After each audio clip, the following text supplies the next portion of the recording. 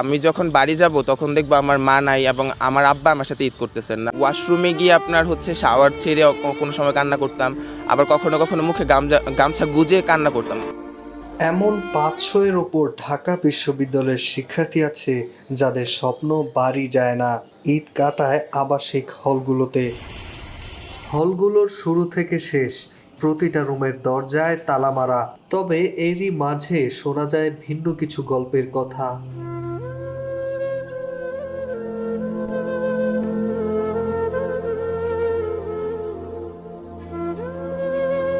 চাকরি, পরীক্ষা এসবের প্রস্তুতি নিতে এত বড় হলে একাই থেকে যায়। অনেকে আবার ঈদের দিনটা কাটিয়েই ছুটতে চলে আসে ক্যাম্পাসে, মাথায় গামছা বেঁধে পড়াশোনা করে। এরাই পরবর্তীতে হয় বিসিএস ক্যাডার, মন্ত্রী, মিনিস্টার, দেশের গুরুত্বপূর্ণ আমলা। এদের জীবন সংগ্রামের গল্পই আপনার জন্য আজকের যথেষ্ট অনুপ্রেরণা। হলে আসলাম, ২.৫ বছর চলে গেল। দেখতে দেখতে দেখতে যে কিভাবে সময়গুলো চলে গেল নিজেও বুঝি না। তো এখন ভাবি যে আর মাত্র সর্বোচ্চ ২ থেকে ২.৫ বছর হলে থাকবো।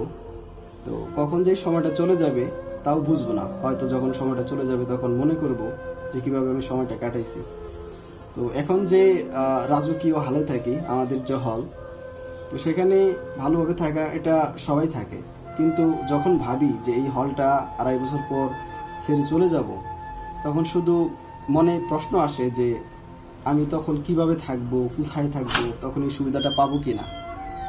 তো সেই একটা কষ্ট থেকে মনে হয় যে আমার কিছু করা দরকার, এবং সেই করার জায়গা থেকে আমার মনে হয় যে ২.৫ বছর সামনে পাচ্ছি, এই সময়টাকে সর্বোচ্চ ভালোভাবে কাজে লাগাতে পারলে হয়তো যে কষ্টটা পাবো সেই কষ্টটা আর পাবো না ২.৫ বছর পরে। তো এটি হচ্ছে আমার হল লাইফের আগামী ২.৫ বছর কিভাবে যাবে তার একটা ভবিষ্যৎ পরিকল্পনা এবং আমার চিন্তা। চলে আসছি, একা একা রান্না করতেছি, থাকতেছি। বলা যায় যে ঈদের কয়েকদিন পরেই চলে আসছি।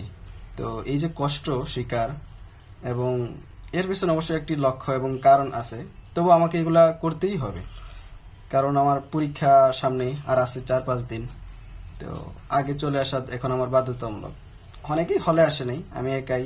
বলা যায় যে একা আছি বলতে আমাদের ব্লকে অল্প কয়েকজন, তো আমার রুমে আমি একা আছি। তো এইভাবে অনেকেই হয়তো আসছে, তবে আমার বিষয়টা হচ্ছে আমার পরীক্ষা, রান্না বান্না তো করতেছি একা, থাকতেছি এইভাবেই।